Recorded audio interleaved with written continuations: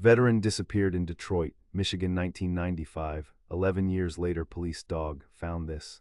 The harsh glare of the halogen streetlights cut through the perpetually bruised Detroit sky of November 1995. This was a city that wore its history on its sleeve, a tapestry woven from faded glory and tenacious resilience, a metropolis often misunderstood, its spirit forged in the fires of industry and challenged by the winds of change. Blocks of majestic yet decaying Victorian homes stood as stoic sentinels to a bygone era, their grand porches slowly surrendering to the relentless grip of time and neglect, paint peeling like old skin. Down by the river, the last vestiges of the auto industry's roar mingled with the mournful, drawn-out wail of distant train horns, a melancholic soundtrack to a city fighting for its very breath.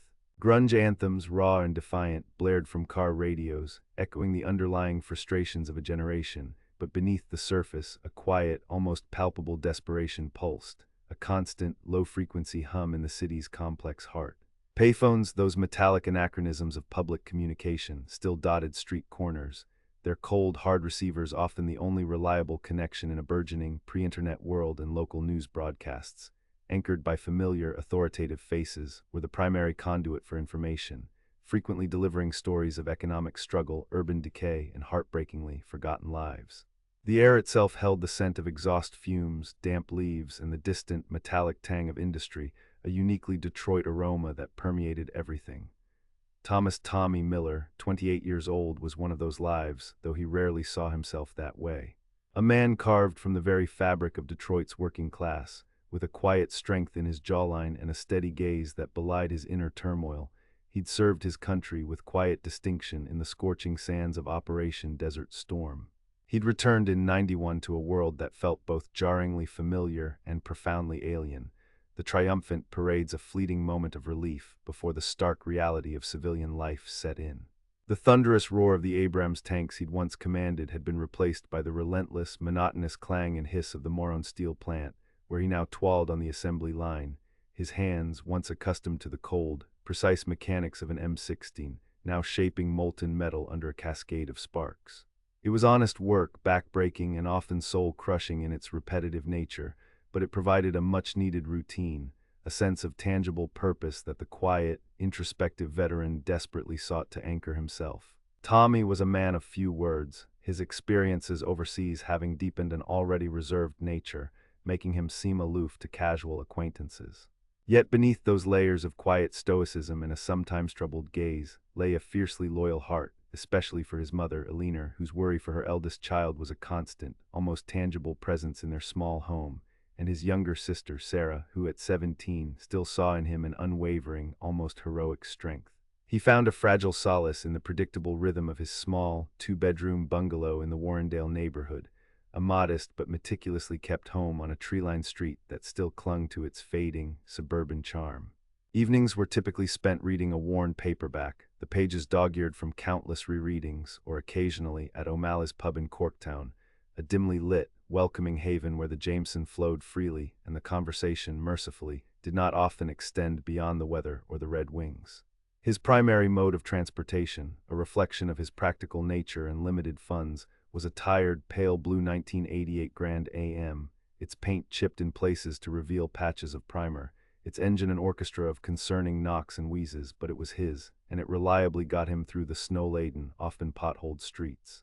His most precious connection, however, was Maria Rodriguez. She was a fiery, compassionate woman, her dark hair a cascade of curls, who waited tables at a bustling diner downtown, her infectious laugh bright enough to cut through the city's perpetual gloom. Maria saw past the hardened, protective shell Tommy had meticulously built around himself, recognizing the profound kindness and the raw vulnerability that lay just beneath the surface. Their relationship, built on shared silences, unspoken understandings, and a deep, mutual respect, was a fragile but vital anchor in his often turbulent inner world. She knew his anxieties, the persistent, haunting nightmares that sometimes jolted him awake in a cold sweat, the way he sometimes flinched involuntarily at sudden, loud noises, the subtle, invisible scars of war that still, undeniably, defined him. But as October of 1995 bled into the colder, darker days of November, a disquieting, almost imperceptible shift occurred in Tommy's demeanor. His usual quietude morphed into a deep, unsettling withdrawal, a chasm growing between him and those he loved. His eyes, already prone to a distant, troubled gaze, now held a haunted, almost desperate quality that Maria, with her keen observational skills, simply couldn't ignore. He started missing shifts at the steel plant, a highly uncharacteristic lapse for a man who prided himself fiercely on his unwavering work ethic and dependability. When Maria pressed him, her voice laced with genuine concern, her hand gently touching his arm, he offered only vague, evasive answers. Just some trouble at work, you know how it is, or got a lot on my mind, don't worry about it. But Maria knew it was far more profound than simple workplace woes. The antiquated beige rotary phone in his bungalow, an object tethering him to a bygone era, became a source of clandestine calls. Tommy would answer, his voice hushed, his back pointedly turned away from anyone else in the room, the conversations ending abruptly, almost violently, the moment Maria's footsteps neared the threshold. He began speaking with an uncharacteristic urgency of an immediate need for extra cash, but the specific details of this financial predicament remained locked behind a dense, impenetrable wall of his newfound secrecy. One crisp late autumn afternoon, Sarah, then just 17 and home from Southfield High, preparing for an upcoming history exam, overheard a snippet of a phone call that chilled her to the bone, sending a shiver down her spine despite the warmth of the old house. Tommy's voice, usually so calm and measured, was strained, guttural, brimming with a raw, barely contained anger. "I told you, I'll have it by the end of the week, just leave her out of it," he snapped into the receiver, before slamming it down with a force that rattled the small kitchen table and sent a glass clattering. When Sarah, wide-eyed with apprehension, ventured to ask what was wrong, he merely mumbled something about a misunderstanding with an old acquaintance and retreated to the supposed sanctuary of his room, the door clicking shut with an air of finality. He also started carrying a worn, dark leather satchel, a bag usually relegated to the forgotten depths of his closet, taking it everywhere he went, even on short errands to the corner store. A pervasive sense of unease, as tangible and chilling as the wind whipping off Lake Erie, began to swirl around him, a silent, gathering storm on his personal horizon. Maria's gut, seasoned by years of observing the myriad anxieties and unspoken fears of human beings, screamed that Tommy was in deep, unspoken trouble, entangled in something far more dangerous than he let on. She tried repeatedly to reach him, to pierce through his new fortifications of silence, but he was like a phantom, physically present yet emotionally unreachable, slipping further and further away. November 14th, 1995. A Tuesday, the city sky was a bleak, monochromatic canvas, a bruised purple-gray spitting a cold, relentless drizzle that seemed to seep into one's very bones. Tommy had completed his shift at the Moron Steel plant, the grime and metallic sweat of honest labor clinging stubbornly to his clothes, a scent he could never quite wash away. He arrived home around 6 p.m., the familiar, comforting scent of Aliner's pot roast and mashed potatoes a fleeting, almost illusory comfort in the tense atmosphere. Dinner was a strained affair, punctuated by long, heavy silences that felt louder than any conversation.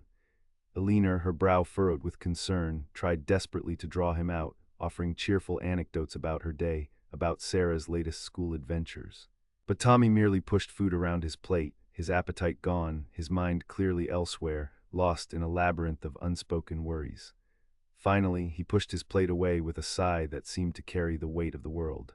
He told his mother he was going to meet a friend, just for a quick beer, at a different establishment, a place he didn't name, not O'Malley's. He promised, with a forced smile that didn't quite reach his eyes, to be back before midnight. He leaned down, placing a fleeting, almost perfunctory kiss on her cheek, a gesture so ordinary, so routine, that Aliner would replay it countless times in the agonizing years to come, dissecting every micro-expression, every subtle shift in his gaze, searching for a clue, a warning.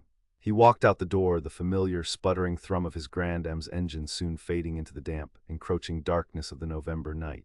Midnight came, then 1 a.m., 2 a.m. Aliner's sleep, already restless with maternal anxiety, was now completely shattered. She reached for the beige rotary phone, her fingers fumbling, and called Maria's landline, her voice trembling with barely suppressed terror. Maria hadn't heard from him. The knot of ice that had formed in Aliner's stomach solidified into a leaden, sickening weight. By the first gray blush of dawn, cold and unforgiving, the Grand AM was still gone. Thomas Miller, the quiet veteran, the dutiful son, the protective brother, had vanished, leaving behind only an echoing silence, an empty space, and a profound, chilling absence that would consume his family for years. Elena, her face a mask of profound terror and raw grief, and Maria, her eyes swollen and bloodshot from a night of tearful, frantic worry, reported Tommy missing to the Detroit Police Department. Detective Mark Jenkins, a man whose 47 years of life and 25 years on the force were etched onto his face in the form of deep lines around his tired eyes and a perpetually rumpled suit, was assigned the case. Jenkins was a veteran of the force, having seen the city's underbelly in its rawest, most unforgiving forms, his cynicism often tempered by a stubborn sense of duty. He listened patiently, his gaze unwavering, as Elena recounted Tommy's recent strange behavior, her voice often breaking, Maria adding tearful details about the mysterious phone calls and the extra cash that had so disturbed her. "A grown man has the right to disappear, ma'am," Jenkins stated, his voice a low, gravelly rumble, weary from years of similar conversations but not unkind. "But we'll look into it, we always do, especially for a veteran." He knew the cold, hard statistics of adult missing persons in a city like Detroit. Most were eventually found alive, some tragically found dead, and a haunting, persistent number simply never found again, swallowed by the city's vastness.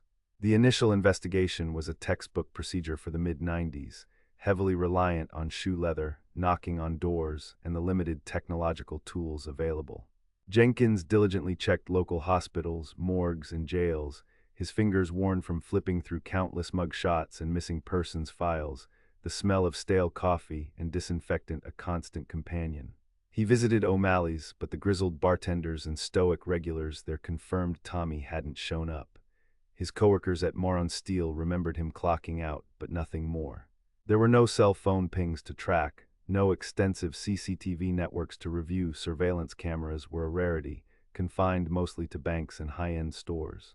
The city was a vast, sprawling organism, its labyrinthine streets and derelict buildings offering countless places to hide, and disappearing within it was frighteningly easy. Every lead seemed to dissipate like smoke. 2 days later, the Grand AM was discovered. It was parked on a residential side street in Brightmoor, a neighborhood miles from Tommy's home and his usual haunts, notorious for its abandoned homes, rampant blight, and alarmingly high crime rate. It felt like a deliberate act, a discarded prop in a grim, carefully staged play. The car was locked, undisturbed, almost pristine. No signs of forced entry, no struggle inside, no blood, no shattered glass, just empty, as if Tommy had simply stepped out, locked the door, and evaporated into thin air. The sense of an unseen, calculating hand guiding events began to gnaw at Jenkins, stirring a deep-seated unease. He interviewed Maria again, pressing harder on the extra cash and those secretive, unnerving phone calls. She could only offer fragmented clues, desperate pleas for help. He just seemed so stressed, detective, like he was in trouble, deep trouble, but he wouldn't tell me with who. Or what they wanted. The worn leather satchel Tommy had started carrying everywhere was nowhere to be found in his bungalow, its absence a glaring omission. Oddly, his wallet was still there, tucked beneath his mattress, containing a few $100s in crisp bills, his driver's license, and his military ID card. This detail troubled Jenkins immensely. If Tommy was in dire financial straits, why leave his money behind? If he had gone to meet someone potentially dangerous, why go without his identification or any means of self-defense? The car's seemingly deliberate abandonment in Brightmoor, combined with the wallet left behind, created a dissonant, perplexing picture. It felt like a story carefully constructed by someone else, but with crucial pieces missing, deliberately withheld. Jenkins sensed a narrative of coercion, perhaps even menace, lurking just beneath the placid surface of the facts. He felt the threads of a dangerous web, but couldn't yet see its spinner. Weeks bled into months, each passing day a new, crushing weight pressing down on the Miller family. Elena and Sarah, with Maria's unwavering, almost frantic help, plastered faded flyers across every public bulletin board, every lamppost in the city, their faces on newsprint, hope and desperation etched onto their features, slowly being consumed by the relentless elements. Local news outlets offered brief, fleeting segments, a human interest story about a missing veteran, a few sympathetic words before inevitably moving on to the next fleeting tragedy, the city's relentless, unforgiving churn. Without a body, without concrete, tangible leads that pointed to a crime, the police investigation inexorably stalled, relegated to the back burners. Jenkins, a bulldog of a detective whose tenacity was legendary, followed every thread, no matter how frayed, no matter how faint. He interviewed known loan sharks in the grittier neighborhoods, checked in with street-level drug dealers, even explored tenuous connections to Tommy's military service, reaching out to his old unit, but every single avenue led to a frustrating, soul-crushing dead end. The elusive satchel remained a ghost, its contents unknown, its significance only speculated upon, a frustrating, gaping void at the very heart of the case. The answers Tommy had so carefully guarded in life seemed to have vanished with him. The Detroit Police Department, perpetually grappling with a soaring crime rate, limited manpower, and an overwhelmed, often underfunded bureaucracy, eventually classified Thomas Miller's case as a cold missing persons file. Alina never stopped calling Jenkins, her voice growing weaker with each passing year, her questions increasingly desperate, tinged with a heartbreaking resignation. Any news, detective? Anything at all, even a rumor, and each time the same heartbreaking answer, delivered with a weary sigh that mirrored her own profound exhaustion. I'm sorry, Mrs. Miller, nothing new to report. We haven't forgotten him, though. The Miller family entered a living purgatory of not knowing, a wound that refused to heal, festering perpetually beneath the surface of their everyday lives, poisoning every joyous moment. The years blurred into an agonizing, indistinguishable procession, each one marked only by the devastating, perpetual absence of Tommy. Birthdays, holidays, anniversaries, each joyous occasion became a cruel, poignant reminder of the empty chair at the dinner table, the silenced voice, the dreams that would now never materialize. Sarah grew up, graduated high school, went to college, eventually building a successful career for herself as a nurse in Grand Rapids, finding a measure of stability, but the shadow of her brother's disappearance never truly lifted, a quiet sorrow always lingering, a part of her soul forever tethered to November 14, 1995. Alina's once vibrant, fiery red hair turned slowly to white, her strong frame shrinking with the immense weight of her unresolved grief, her hope a flickering, fragile candle perpetually threatened by the cold, unforgiving winds of time. Maria, unable to bear the constant, haunting reminders of Tommy in the city, the ghosts in every street corner, eventually moved away from Detroit, seeking a fresh start, a new beginning, but his memory remained a quiet, persistent hum in the deepest chambers of her heart, a constant, unspoken melody of loss. Fast forward to April 2006. 11 years, 5 months, and 3 days had passed since Thomas Miller vanished into the Detroit night. The city had undergone its own relentless transformation, a slow, often painful metamorphosis. Cell phones were now an extension of human anatomy, chirping and buzzing in every pocket, the internet an omnipresent force, a vast digital web connecting everything. Yet vast swathes of its once-proud industrial heartland remained eerily derelict, ghost towns within the city limits, monuments to a bygone era. These were colossal, crumbling structures, the very bones of Detroit's industrial might, places of forgotten dreams and whispered urban legends, their silence broken only by the wind whistling through broken windows. One such colossal ruin was the Packard Automotive Plant on Detroit's east side, a sprawling, 70-acre labyrinth of concrete, twisted metal, and shattered glass, an urban wilderness. Decades of neglect had rendered its once magnificent structures into a treacherous, post-apocalyptic landscape, a haven for graffiti artists, daring urban explorers seeking thrills, and regrettably, the illicit activities that thrived in its deep, unforgiving shadows. A persistent developer, a man with a singular vision and a keen eye for undervalued, if challenging, land, had finally secured the rights to a significant section of the Packard plant near the bustling Grand Boulevard overpass, seeing past the decay to a future potential, a glimmer of rebirth.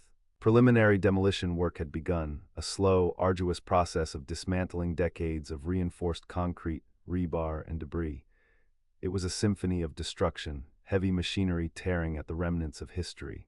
On a chilly Tuesday morning, the air still crisp with the lingering, melancholic breath of winter, a crew was meticulously clearing out a collapsed section of a former assembly line, a tangled mess of rusted machinery and soil compacted by decades of neglect. The heavy excavators churned through the detritus, their metallic jaws biting deeply into the stubborn earth, their diesel engines roaring, and that's when it happened. The bucket of a front-end loader snagged on something unusual, something that wasn't steel or concrete, something yielding. Dave Peterson, the foreman, a burly man with a permanent scowl etched onto his weathered face and a seasoned eye for the unexpected in the chaos of demolition, walked over, his heavy work boots crunching loudly on the scattered rubble. He saw a flash of faded, dark fabric, then something bone-like, unmistakably human, half buried in the churned earth. His stomach lurched, a sickening wave of primal recognition washing over him, instantly overriding his years of professional detachment. He immediately halted all operations, the deafening roar of the machinery dying down to an unnerving, profound silence, and placed a call to the Detroit Police Department, his hands trembling slightly as he spoke into his modern cell phone. Detective Jenkins, now silver at the temples, his face an even more intricate roadmap of long nights, unsolved cases, and the burdens of his profession, received the call. His heart gave a familiar, mournful lurch, a chilling premonition of what was to come, a feeling he knew all too well. He knew what these calls often meant in a city like Detroit. Another forgotten soul about to be remembered, a cold case potentially about to finally break, or perhaps, just perhaps, after years of agonizing silence, an answer. He arrived on site with a full team from the forensics unit, the air thick with the acrid, metallic smell of damp earth, decay, and the ever-present tang of old rust that permeated the plant. The scene was grim, profoundly haunting. Buried deep beneath a layer of compacted rubble and soil, almost as if deliberately concealed with malicious intent, were human remains. The remains were largely skeletal, bleached and brittle by time and the elements, but remarkably, some personal effects had survived the 11 years of exposure and burial. A tattered dark green jacket, its fabric degraded and stained, but its distinctive color still discernible, a shade of military olive. And next to what was identified as the left femur, partially crushed but still hauntingly visible amidst the dirt and bone fragments, was a military-issue dog tag. The name etched onto it was clear, stark, and utterly devastating: Thomas Miller. Jenkins felt a profound wave of sadness wash over him, a deep ache for the lost years, intertwined with a strange, almost dizzying sliver of relief. After 11 long, agonizing years, Thomas Miller had finally been found. His mother, Eleanor, would finally have an answer, however grim, but the discovery, as profound and emotional as it was far from over. As the forensic team meticulously began their painstaking work, sifting through every grain of soil, every shard of concrete, marking every bone fragment with flags, another crucial member of the team arrived. 9 Officer Brenda Ramirez, a focused, no-nonsense officer with a quiet intensity, and her German shepherd, Shadow, a lean, intelligent dog with an uncanny, almost supernatural ability to sniff out the most subtle traces of human remains, even after decades. Shadow, a highly trained cadaver dog, was tireless and precise. Shadow began his systematic search of the immediate area, his powerful nose to the ground, a silent, disciplined hunter, trained to ignore the myriad of other scents. He moved methodically through the debris-strewn concrete floor, weaving around twisted girders and crumbling walls, his focused energy palpable. Then, in a neglected, shadow-filled corner, partially obscured by a rusted ventilation duct and a heap of crumbling plaster that looked like an accidental deposit, Shadow stopped abruptly. His body went rigid, his tail stiffened, and he began to bark, a low, urgent series of insistent barks, punctuated by sharp, unmistakable scratches at the hardened ground. This was not a casual find. This was a clear, definitive signal from a finely tuned instrument of detection. Ramirez immediately directed her team to the spot. With great care, almost reverently, they began to clear away the accumulated debris, each piece of rubble removed with caution. What they found, buried just a few inches beneath the compacted surface, was not another bone, not another piece of clothing, but something else entirely.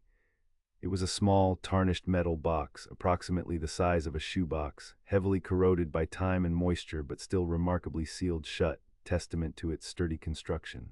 Inside, nestled amongst layers of preserved newspaper clippings dating back to November 1995, brittle but surprisingly legible, their headlines speaking of local politics and sports, were several items, carefully wrapped in oilcloth and protected from the harsh elements. The first was a meticulously kept ledger, its pages filled with neat, precise handwriting that spoke of order and diligence, despite the illicit nature of its contents. It detailed names, dates, and amounts of money. Loans. Not loans Tommy Miller had taken, as Jenkins had initially suspected, but rather loans he had given. Small, incremental amounts of cash to various individuals, with interest rates that strongly hinted at desperation on the part of the borrowers, rates that spoke of the desperation of the street. Many of the names were unfamiliar to Jenkins, faded memories from his initial interviews with Tommy's acquaintances, but a few, he dimly recalled, had come up as low-level street figures, men known for their peripheral involvement in Detroit's grittier underground economy, small-time hustlers and gamblers. The ledger was a shocking window into a secret life, a dark, hidden side of Tommy that his mother, his sister, and even Maria had never seen or suspected. It spoke of a man quietly, perhaps unwillingly, embroiled in a dangerous game. The second item was a single laminated photograph, faded and slightly water-damaged but surprisingly intact. It showed Tommy, younger, vibrant, his smile genuine and unguarded, an arm slung casually around another man. A man Jenkins immediately recognized from his early career in Vice, a notorious small-time enforcer for a local gambling ring, known ominously on the streets as Sal the Hammer, a man whose reputation preceded him, whose very name implied violence. The two men looked like old friends, their camaraderie undeniable, their smiles sharing a secret. This wasn't a casual acquaintance. This was a deep, complicated association, a potential source of both support and immense peril. And the third, and perhaps most chilling, was what appeared to be Tommy's military-issue entrenching tool, a small, collapsible shovel designed for combat and survival in the field. Its blade, though heavily rusted and caked with dried mud, bore faint, dark, crystalline stains that, even to the untrained eye, suggested more than just dirt. It looked suspiciously like dried blood, meticulously but hastily wiped away, leaving behind only the most stubborn, incriminating residue. This was no ordinary garden tool. This was not merely the skeletal remains of Thomas Miller, discovered in the decaying heart of a forgotten factory. This was the grim, detailed narrative of how he likely met his end, a story etched in a ledger, captured in a photograph, and whispered by a rusted, stained shovel. The ledger painted a stark, shocking picture of Tommy, the quiet, principled veteran having perhaps stumbled into, or more likely, been deliberately drawn into, a dangerous underworld of informal lending, a desperate, ill-advised attempt to make ends meet, or perhaps to help someone he felt deeply indebted to, a common pitfall for those trying to navigate the city's harsh economic landscape. The photograph with Sal the Hammer suggested a deeper, far more complicated and perilous connection to the criminal element than anyone in Tommy's civilian life had ever imagined, revealing a hidden, darker facet of Tommy's life that ran profoundly contrary to his public persona. And the shovel, its stained blade, whispered of a brutal struggle, a violent, final act, or perhaps the very instrument used to hastily bury him, discarded and hidden by his killer, hoping it would remain forgotten for eternity beneath the rubble, a secret forever kept. The discovery blew the long-cold case wide open, breathing grim, undeniable new life into the stagnant investigation that had haunted Jenkins for over a decade. The bones themselves would tell their own story, the forensic pathologists now having a body to meticulously examine, looking for the specific trauma, the telltale fractures, the precise injuries that led to his death, a grim reconstruction of his final moments. But the contents of that tarnished metal box, that hidden cache so miraculously unearthed by a dedicated police dog after 11 long, silent years, were the true revelation. They pointed to a profound betrayal, a debt gone violently wrong, a fatal entanglement in the brutal, shadowy underbelly of Detroit's unforgiving criminal world, a world Tommy had tried so hard to leave behind. It was a story as old as the city itself, greed, desperation, and violence. Eleanor Miller, now frail and stooped, her once vibrant spirit diminished by years of unspoken, consuming grief, received the news with a strange, complex mix of profound sorrow and an unexpected, almost bewildering peace. Her son had been found. He was not just gone, he had been taken, his life violently ended. The knowledge, though horrifying in its implications, finally offered a destination for her years of aimless wandering in the dark, a truth, however agonizing, that could at last begin to heal the open, festering wound of uncertainty. Sarah, now a successful nurse in Grand Rapids, a woman who had built her own life but never forgotten her brother, flew back to Detroit, her tears a torrent of sorrow, and finally, a release of a lifetime of suppressed grief, a catharsis.